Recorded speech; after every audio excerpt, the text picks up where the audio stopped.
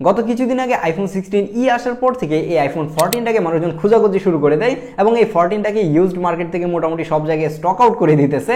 তার পাশাপাশি দেখলাম যে এটাকে ইনএক্টিভও মানুষজন এখনো কিনতেছে। হ্যাঁ, আইফোন 14টা কিন্তু এখনো ইনএক্টিভ পাওয়া যাচ্ছে। আর রিসেন্টলি দেখলাম যে আমার ভিডিওগুলোতে প্রচুর পরিমাণের কমেন্ট পাচ্ছিলাম যে ভাই 2025 সালে এসে এই আইফোন 14টা আসলে কিনবো কিনা।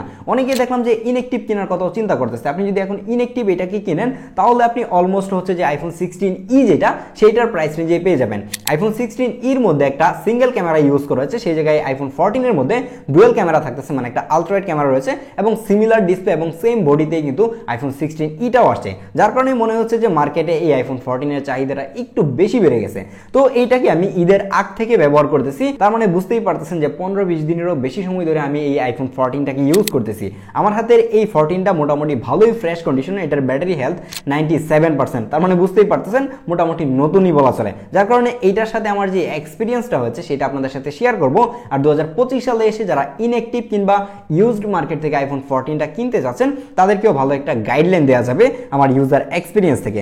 বাই দ্য ওয়ে, তার আগে ধন্যবাদ দিতে হয় গ্যাজেটম্যানকে আমাদের কাছে এই ডিভাইসটা সেন্ড করার জন্য। আপনি যদি এই ধরনের কোনো ইউজড আইফোন অথবা অ্যান্ড্রয়েড ফোন কিনতে চান তাহলে অবশ্যই যোগাযোগ করতে পারেন গ্যাজেটম্যানের সাথে। গ্যাজেটম্যানের ফিজিক্যাল শপ রয়েছে যমুনা ফিউচার পার্কে। তাছাড়াও বাংলাদেশের যে কোনো জায়গা থেকে আপনি চাইলে কিন্তু কুরিয়ারে করেও তাদের কাছ থেকে যে কোনো ফোন পারচেস করতে পারেন। তাদের ব্যাপারে সকল কিছু ডিটেল দিয়ে দিব ভিডিও নিচে ডেসক্রিপশন বক্সে। আপনারা হয়তো বা অনেকেই জানেন আইফোন 14 এবং আইফোন 13 এর মধ্যে খুব বেশি একটা ডিফারেন্স নাই।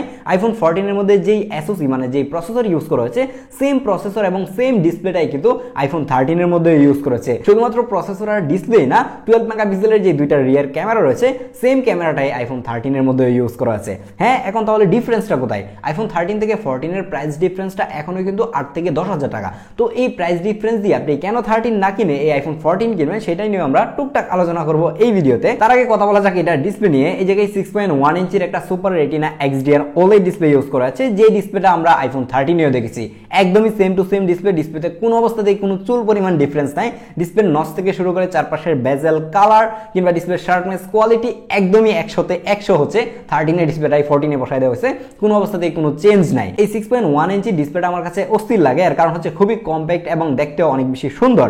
আর এই ডিসপ্লেটার মধ্যে যে চেঞ্জটা আসছে 13 থেকে 14 এর মধ্যে সেটা হচ্ছে যে গ্রিন লাইন। আপনারা হয়তো অনেকেই জানেন যে আইফোন 13 এর মধ্যে লেফট সাইড অথবা রাইট সাইড দিয়ে দেখা যাচ্ছিল যে একটা গ্রিন লাইন পড়ে যাচ্ছিল, কিন্তু এই আইফোন 14 এসে সেই বিষয়টা সলভ করা হয় এবং আইফোন 14 এর মধ্যে এখন পর্যন্ত আমি দেখি নাই যে কারো এটার মধ্যে গ্রিন লাইন পড়ে যাইতে কিংবা এটা ডিসপ্লে হোয়াইট কিংবা ডিসপ্লে গ্রিন হয়ে যেতে। এই ধরনের ডিসপ্লে ইস্যু এখন পর্যন্ত এই আইফোন 14 এর মধ্যে আমি দেখি নাই। তো যারা ডিসপ্লের রিস্কে থাকেন যে ডিসপ্লে চলে যেতে পারে কিনা, গ্রিন লাইন পড়বে কিনা, তাদেরকে বলবো যে আপনি ডিসপ্লের রিস্ক থেকে বাঁচার জন্য অবশ্যই আইফোন 14টাকে ট্রাই করেন। দেন কথা বলা যাক এটার পারফরম্যান্স নিয়ে। আইফোন 13 এর মধ্যে এসওসি হিসাবে কিন্তু ইউজ করেছিল অ্যাপেলের F15 যে চিপটা রয়েছে সেইটা। সেম চিপটাই এক বছর পরে এসে অ্যাপেল এই আইফোন 14 এর মধ্যে ইউজ করে কোনো অবস্থাতেই কোনো ডিফারেন্স আমরা দেখতে পাই নাই। তারা যদিও বলতেছে যে আইফোন 13 থেকে স্লাইটলি বেটার পারফর্ম করবে হচ্ছে এই আইফোন 14 এ, কিন্তু সেইটা আমরা সাধারণ ইউজার কখনোই চোখেও দেখতে পাবো না। আর এটার মধ্যে যেহেতু একটা 60 হার্টজের ডিসপ্লে, যার কারণে গেমিং করতে গেলেও যে আমরা FPS বেশি পাবো কিংবা স্মুথনেস বেশি পাবো এমন কোনো কিছু আমার চোখে পড়ে নাই। আইফোন 13 এবং 14 এর পারফরম্যান্স একদমই সিমিলার লাগছে। 19-20 ডিফারেন্স তারা বলতেছে এবং আমি হয়তো আপনাদেরকে বলবো, বাট এটা আসলে রিয়েল লাইফে কোনো কাজেরই না। যার কারণে পারফরম্যান্স নিয়ে নতুন করে কিছু বলতে যাচ্ছি না। এই আইফোন 14টা এখনো বাটার স্মুথলি চলতেছিল, কোনো অবস্থাতে আপনি ল্যাগ হ্যাং দেখতে পাবেন না। ইভেন এই ফোনটা যদি আপনি এখন কিনেন আমার কাছে মনে হয় যে আপনি অনায়াসে আরো 4 থেকে 5 বছর স্মুথলি ইউজ করতে পারবেন, কোনো অবস্থাতে আপনি ল্যাগ হ্যাং দেখবেন না। হ্যাঁ, আইফোনের স্পেশালিটি এইটাই যে 5-7 বছর কিংবা 8 বছর হয়ে গেলেও একটা ফোন থেকে দেখা যায় যে খুবই বাটার স্মুথলি একটা এক্সপিরিয়েন্স পাওয়া যায়। যেমন এখন যদি আপনি আইফোন 7 কিংবা 8 ইউজ করেন তাহলে দেখবেন যে সেগুলো এখনো স্মুথলি চলতেছে, কোনো অবস্থাতেই ল্যাগ হ্যাং দেখা যায় না। হ্যাঁ, অ্যাপ ওপেনিং ক্লোজিং হয়তো বা একটু ডিলে করে, বাট এখন পর্যন্ত স্মুথলি কিন্তু সেগুলো রান করছে। তো সেই জায়গায় আইফোন 14 তো মাত্র 2 থেকে 2.5 বছর পুরাতন একটা আইফোন। আইফোন 13 এবং 14 এর ডিসপ্লে আর হচ্ছে প্রসেসরটাই সিমিলার না, ক্যামেরাটাও একদমই সিমিলার। দুইটা 12 মেগাপিক্সেলের ক্যামেরা ইউজ করা আছে এবং এই জায়গায় অ্যাপল ক্লেম করতেছে যে আইফোন 13 থেকে 14 এর ক্যামেরাটা স্লাইটলি বেটার এবং একটু বেশি ডিটেল থাকে। আমি আইফোন 13 অনেকগুলো ইউজ করছি, 14ও 2-4টা ইউজ করার সুযোগ হয়েছে। তো সেই জায়গায় আমি যে ডিফারেন্সটা দেখলাম, হ্যাঁ এটা সত্যি যে 13 থেকে ইমেজ প্রসেসিং এর মধ্যে 14টা স্লাইটলি বেটার এবং দেখলাম যে ইমেজের ডিটেল কিংবা ডাইনামিক রেঞ্জটা আইফোন 13 থেকে স্লাইটলি বেটার করে, এবং এইটা হয়তো আপনি রিয়েল লাইফে যদি নাও দেখেন, সাইড বাই সাইড দুইটাকে যদি কম্পেয়ার করেন তাহলে আপনি বুঝতে পারবেন যে আইফোন 13 থেকে 14 এর যে ডিফারেন্সটা সেটা। কিন্তু এই ডিফারেন্সের জন্য আমি কখনোই আপনাকে আইফোন 13 না কিনে 14 কিনতে সাজেস্ট করবো না, কিন্তু এই আইফোন 14টাকে আমি সাজেস্ট করি শুধুমাত্র এটাতে থাকা 4K 30 fps সিনেম্যাটিক মোডের কারণে। আপনারা হয়তো অনেকেই জানেন যে আইফোন 13 থেকেই কিন্তু অ্যাপেল তাদের সিনেম্যাটিক মোডটাকে ইন্ট্রোডিউস করে আমাদের সাথে, কিন্তু আইফোন 14 এ এসে তারা হচ্ছে যে এটার 4K সাপোর্ট দেয়, এবং আইফোন 13 এ যেটা সেটার মধ্যে কিন্তু আপনি সর্বোচ্চ ফুল এইচডিতে ভিডিও করতে পারবেন, এবং সেটার এইচডিটা একটু এতটাও ভালো না। কিন্তু আইফোন 13 থেকে 14 এর সিনেম্যাটিক মোডের এইচডিটা আমার কাছে পার্সোনালি একটু বেশি ভালো লাগছে। তো চলুন এই আইফোন 14 এর একটা সিনেম্যাটিক মোডের ভিডিও দেখি, তাহলে আই থিঙ্ক আপনি আইডিয়া করতে পারবেন যে এটার সিনেম্যাটিক মোডটা আসলে কতটা জোস। এটা হচ্ছে আইফোন 14 এর সিনেম্যাটিক মোডের ভিডিও। আইফোন 14 দিয়ে কিন্তু 4K 30 fps এর সিনেম্যাটিক মোডে ভিডিও করা যায়। আপনারা অনেকেই আছেন যারা হচ্ছে আইফোন 13 এবং 14 কে একই সাথে অ্যালাইন করে ফেলেন। দুইটার মধ্যে বড় ডিফারেন্স যেটা সেটা হচ্ছে সিনেম্যাটিক মোডের, কারণ আপনি যখন আইফোন 14 দিয়ে সিনেম্যাটিক মোডে ভিডিও করবেন তখন 4K তে আপনি হাই কোয়ালিটিতে ভিডিও করতে পারবেন। আমি কম্পেয়ার করেও সাইড বাই সাইড দেখছি যে আইফোন 14 থেকে কিন্তু মানে 13 এর ভিডিও রেজলিউশন অনেকটাই কম, যার কারণে যারা সিনেম্যাটিক ভিডিওর জন্য একটা ফোন খুঁজতেছেন তাদেরকে আমি বলবো যে আপনি আইফোন 13 কে স্কিপ করে এই 14টা দেখতে পারেন। ইভেন 14 এর ইমেজের যে প্রসেসিংটা সেটাও কিন্তু বেটার, ইভেন সিনেম্যাটিক মোডের যে এইচ ডিটেক্ট বলেন কিংবা শার্পনেস বলেন সেগুলোও কিন্তু আইফোন 13 থেকে অনেকটাই বেটার মনে হয়েছে। আর যদি আইফোন 14 দিয়ে আপনি আলট্রাওয়াইডে ভিডিও করতে চান তাহলে এরকম একটা ভিডিও পাবেন। এর আলট্রাওয়াইডে 4K 30 fps এর এখন রেকর্ড হচ্ছে। এটা দিয়ে আমি 4K 30 fps এ রেকর্ড করার কারণ হচ্ছে আমি 30 fps থেকে হচ্ছে এর 60 fps আমি হচ্ছে মেইন লেন্সে শিফট করবো এর আলট্রাওয়াইড থেকে। তো আমাকে না দেখে যদি আমার আশেপাশের ভিউটা দেখেন তাহলে একটু বেশি ভালো লাগবে আই থিঙ্ক। এটা হচ্ছে এর আলট্রাওয়াইডে ভিডিও, এবং এই যে আমি কিন্তু এখন এর মেইন লেন্সে শিফট করলাম, এবং এর স্মুথনেসটা দেখেন যে জাস্ট এই যে দেখেন যে একটা লেন্স থেকে যখন আরেকটা লেন্সে শিফট হচ্ছে খুবই স্মুথলি কিন্তু এটা শিফট হচ্ছে, এবং এটা কিন্তু খুবই ভালো। আমি যদি এটা স্টেবিলাইজেশনটা একটু 1x চেক করে দেখাই, আমি একটু দৌড়াদৌড়ি করবো এখন। এই যে দেখেন যে দৌড়ে দৌড়ে ভিডিও করতেছি এবং খুবই স্টেবল ভিডিও কিন্তু হচ্ছে। তো এটা দিয়ে যারা ব্লগ টাইপের ভিডিও টিডিও করতে চাচ্ছেন আই থিঙ্ক এটা দিয়ে ভালো একটা রেজাল্ট আপনারা পাবেন। আইফোন 13 কেনার চেয়ে আমার কাছে ক্যামেরার জন্য এখন 14টাই বেটার মনে হয়। আপনি আইফোন 14 কিনেন আর 13 কিনেন, আপনাকে অবশ্যই একটা অ্যাপেল এয়ারপড কিনতে হবে, আর এই অ্যাপেল এয়ারপডের প্রাইস 26,000 টাকা। আর এই 26,000 টাকা দিয়ে আমার মনে হয় না যে কেউ অ্যাপেল এয়ারপডটা কিনবে, যার কারণে আপনাদের জন্য নিয়ে এসেছি হচ্ছে অ্যাপেলের ক্লোন। এটা যদি আপনি কিনেন তাহলে একদমই আপনি অরিজিনালটার এক্সপিরিয়েন্সটাই পাবেন, কারণ এটার মধ্যে এএনসিটা সুপার লেভেলের কাজ করে। তাছাড়াও অ্যাপেলের অরিজিনাল যে এয়ারপডটা রয়েছে এইটার মধ্যে যা যা ফিচার আছে প্রত্যেকটা ফিচারই কিন্তু এটার মধ্যে অ্যাভেলেবেল রয়েছে। এই এয়ারপডটার অনেকগুলো কোয়ালিটি বাংলাদেশে পাওয়া যায়, দেখা যায় যে এটা 200-300 টাকা দিয়েও পাওয়া যাচ্ছে, সেগুলোর অবস্থা খুবই খারাপ।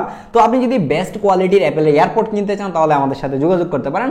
আমাদের শপের নাম হচ্ছে drop out gadget. Drop out গ্যাজেটের ফেসবুক পেজ এবং হোয়াটসঅ্যাপ নাম্বারটা ডেসক্রিপশন বক্সে অ্যাড করে রাখবো, কারো যদি এই ধরনের এয়ারপড প্রয়োজন হয়ে থাকে তাহলে অবশ্যই কন্ট্যাক্ট করতে পারেন। নাও কথা বলা যাক এটার ফ্রন্ট ক্যামেরা নিয়ে। এটার ফ্রন্ট ক্যামেরাতেও একটা 12 মেগাপিক্সেলের ক্যামেরা ইউজ করা আছে, এবং এটা দিয়েও অনেক সুন্দর সুন্দর সেলফি তোলা যাচ্ছিল। কিন্তু আমার কাছে পার্সোনালি অ্যাপেলের সেলফিটা খুব বেশি একটা ভালো লাগে না, কারণ এর ফ্রন্ট ক্যামেরা দিয়ে ছবি তুলতে গেলে দেখা যায় যে ফেসটাকে অনেক বেশি ডার্ক করে ফেলে। কেন জানি আমার কাছে কালারটা কোনো অবস্থাতেই ভালো লাগে না, যার কারণে maximum time vivid filter use করা লাগে যখন সোশ্যাল মিডিয়াতে আপলোড করতে যাই। বাট একদমই এক্সাক্ট একুরেট যে ট্রু কালারটা রয়েছে সেই কালারটাই কিন্তু আপনি এটা দিয়ে ক্যাপচার করতে পারবেন, এবং এর সেলফি ক্যামেরা নিয়ে কোনো অবস্থাতে কোনো কমপ্লেন করার সুযোগ নাই। আইফোন 13 থেকে 14 এর ডিফারেন্সটা কোন জায়গায় আপনারা জানেন? সেটা হচ্ছে ব্যাটারিতে। ব্যাটারিতে কিন্তু আইফোন 14 এ 13 থেকে অনেক অনেক বড় একটা ব্যাটারি ইউজ করেছে। সেটা কতটুকু আপনারা জানেন? আইফোন 13 এর মধ্যে ব্যাটারি হিসেবে থাকছে 3240 mAh এর একটা ব্যাটারি, আর এই আইফোন 14 এর মধ্যে ব্যাটারি হিসেবে থাকছে বিশাল বড় একটা ব্যাটারি, 3279 mAh এর ব্যাটারি। বুঝতে পারতেছেন? 40 mAh ব্যাটারি বেশি ইউজ করেছে, যেটা দিয়ে আপনি মিনিমাম 1 সপ্তাহ ব্যাটারি ব্যাকআপ বেশি পাবেন। কি অবাক হচ্ছেন? হ্যাঁ, অ্যাপেলের প্রেজেন্টেশনগুলো এমনই হয়ে থাকে। আমি অ্যাপেলের অ্যাড দিচ্ছি না, কিন্তু সত্যি বলতে এটার ব্যাটারি ব্যাকআপ ভালো ছিল। এটার ব্যাটারি এবং আইফোন 13 এর ব্যাটারি একদমই সিমিলার, খুব একটা ডিফারেন্স নাই, মাত্র 40 mAh। এটা দিয়ে আহামরি আসলে কিছুই হবে না।